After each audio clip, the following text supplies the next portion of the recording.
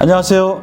말씀 묵상의 유광재 목사입니다. 오늘 드디어 119편 마지막 두 연을 보도록 하겠습니다.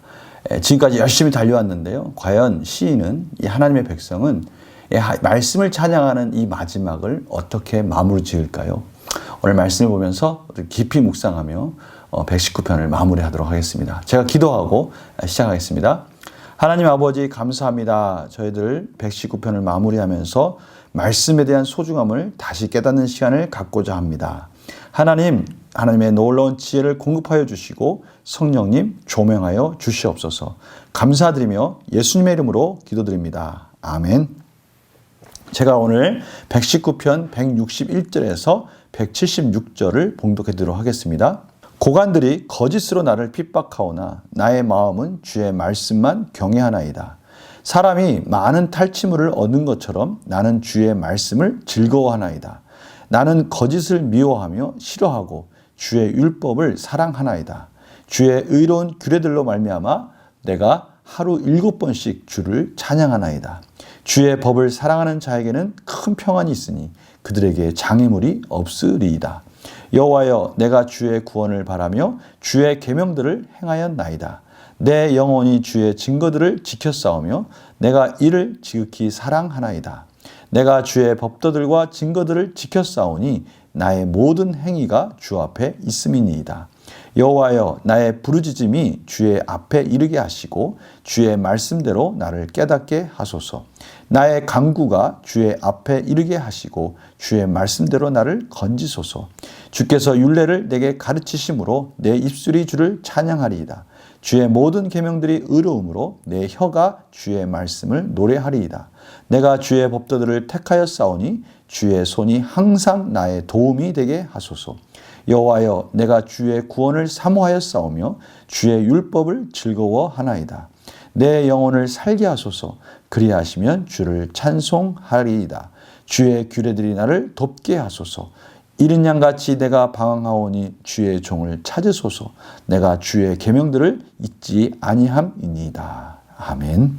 오늘 첫 시작은 고관들의 거짓에 대해서, 그 거짓말에 대해서 핍박받는 모습을 표현하고 있습니다. 고관들이 거짓으로 나를 핍박하오나 나의 말씀은 주의 말씀만 경외하나이다.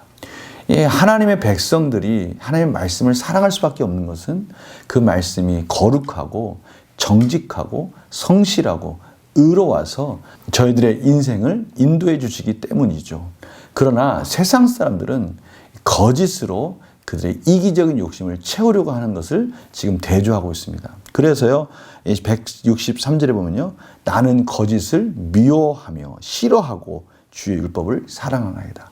하나님의 백성은 이 거짓을 미워하고 싫어한다라고 표현하는 것이 너무나 당연할 수밖에 없습니다. 그러면서 이러한 상황 속에서 하나님의 말씀 붙들고 그 온갖 거짓 것들이 달려올 때, 넘어뜨리러 갈 때, 핍박 가운데 여전히 말씀 안에서 하나님의 은혜를 구할 때 하나님께서 놀라운 깨달음을 주시는 거예요. 그러한 상황 속에서 뚫고 나갈 수 있는 그런 놀라운 통찰력과 지혜와 이해력을 주시니까 마치 상황은 안 변했는데 승리한 것 같은 느낌이 든 거예요. 그리고 오늘 말씀 가운데 이렇게 표현합니다. 사람이 많은 탈취물을 얻은 것처럼 나는 주의 말씀을 즐거워하나이다. 승리의 그 쾌감 속에서 아무리 원수가 달려들어도 하나님이 나를 붙들고 계시고 그 말씀의 깊은 깨달음 속에서 이 안에 솟아오르는 이 기쁨이 그 모든 것들을 이길 수 있다는 소망과 확신 가운데 인도해 주는 것이 정말 너무나 기쁜 겁니다. 그래서 오늘 보니까요, 주의 의로운 규례대로 말미암아 내가 하루 7번씩 주를 찬양하나이다. 하루에 7번씩 주를 찬양한다라고 그렇게 고백하는 겁니다. 즐겁지 않을 수가 없는 거예요. 그 승리의 그 기쁨, 이러한 악인들 속에서의 승리의 쾌감은 하나님의 말씀을, 또 하나님의 은혜를 찬양하지 않을 수 없도록 인도해 주고 계시다. 그래서요, 오늘 보니까 반복해서 이렇게 나옵니다. 167절에 내 영혼이 주의 증거들을 지켰사오며, 168절입니다. 내가 주의 법도들과 증거들을 지켰사오니. 하나님, 어떠한 상황 속에도 주의 증거들, 주의 말씀을 끝까지 지키며 나아가겠습니다 라고 그렇게 고백하고 있습니다. 그럴 수밖에 없는 겁니다. 어떠한 상황 속에서도 하나님의 은혜가 아니면, 말씀이 아니면 살 수 없다는 것을 다시 한번 깨닫는 은혜를 주시니까 그 말씀을 도저히 떠날 수가 없는 거예요. 이러한 시인의 고백 속에서 이렇게 의지적인 표현을 이어가고 있습니다. 다음 년입니다. 여호와여, 나의 부르짖음이 주의 앞에 이르게 하시고 주의 말씀대로 나를 깨닫게 하소서. 나의 부르짖음이 주의 앞에 이르게 하시고, 또 동일하게 170절에는 나의 간구가 주의 앞에 이르게 하시고, 하나님, 제가 열심히 부르짖으며 간구하며 하나님께 나아갑니다. 응답되게 하여 주시옵소서. 그러한 은혜 가운데 또다시 찬양을 이어가고 있습니다. 오늘 그래서 남은 구절들을 보니까요, 계속해서 찬양의 그 단어들이 등장합니다. 171절에 보니까요, 내 입술이 주를 찬양하리이다. 172절에 보니까요, 내 혀가 주의 말씀을 노래하리이다. 174절에 보니까요, 내가 주의 구원을 사모하여 싸우며 주의 율법을 즐거워하나이다. 175절에 보니까요, 내 영혼을 살게 하소서, 그리하시면 주를 찬송하리이다. 계속해서 하나님을 찬양합니다. 하나님의 말씀을 찬양합니다. 저를 깨닫게 해주시고 가르쳐 주시고 주의 말씀 가운데 인도하여 주시옵소서 하면서 말씀과 또 하나님을 향한 찬양이 계속해서 이어지고 있는 모습을 볼 수가 있습니다.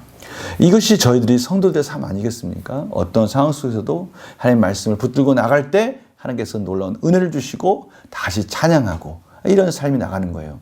그런데요, 이러한 승리만이 있을 것 같은 그 삶 속에 오늘 119편의 이 마지막 절이 또 백미입니다. 마지막 절에 이렇게 끝납니다.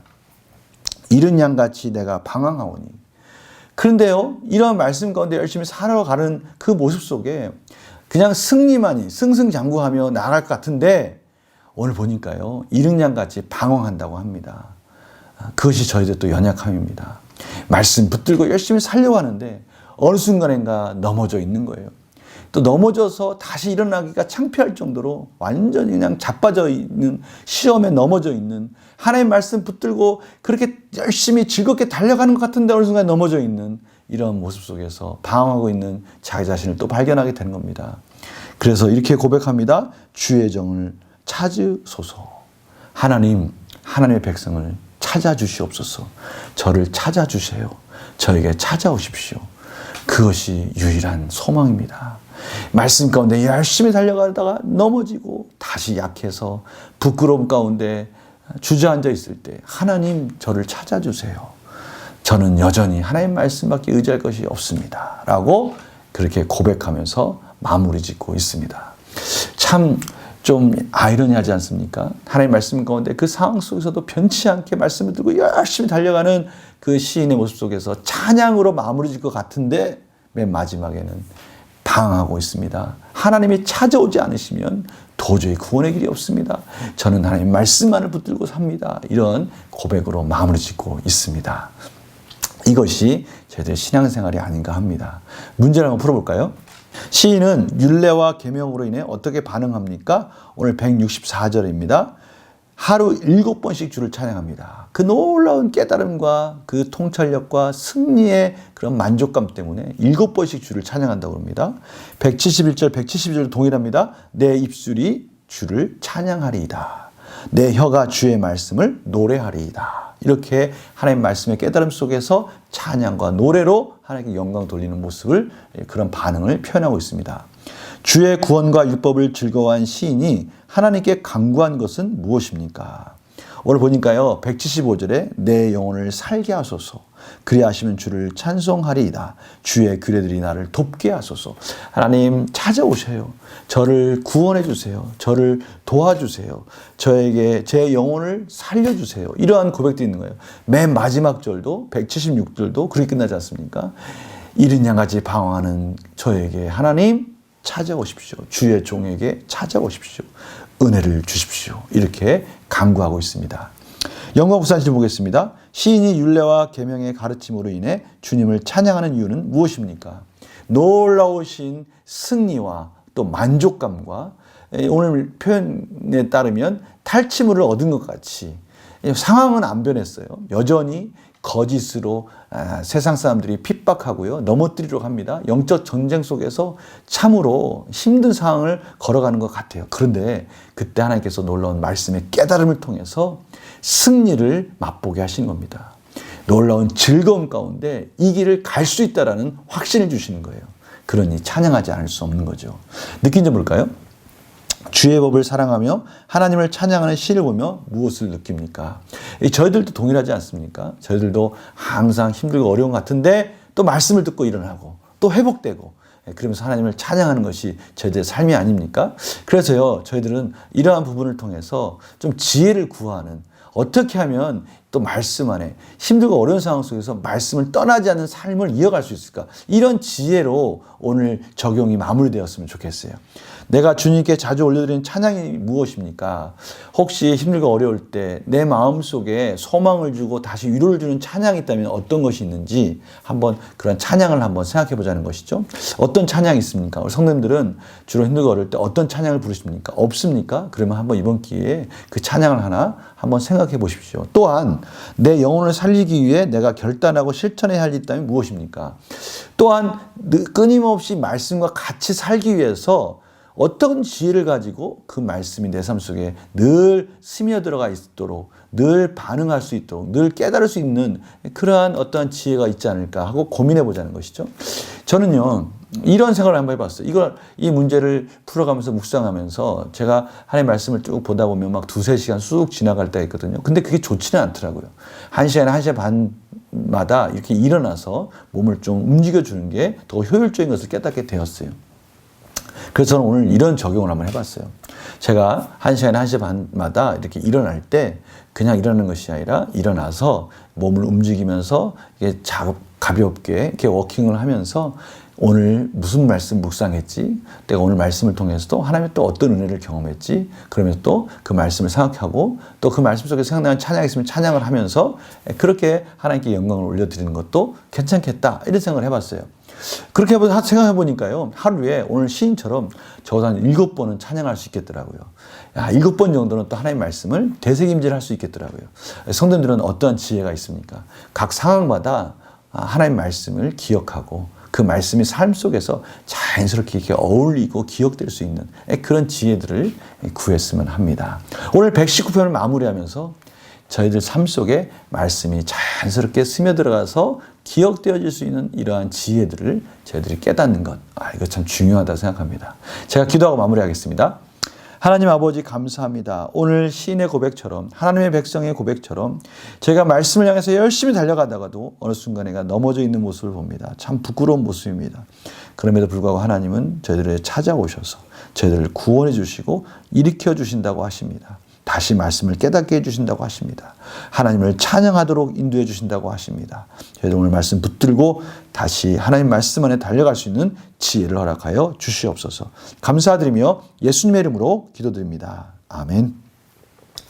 저희들 가운데 하나님 말씀이 삶에서 자연스럽게 흘러갈 수 있는 그런 지혜를 강구했으면 합니다.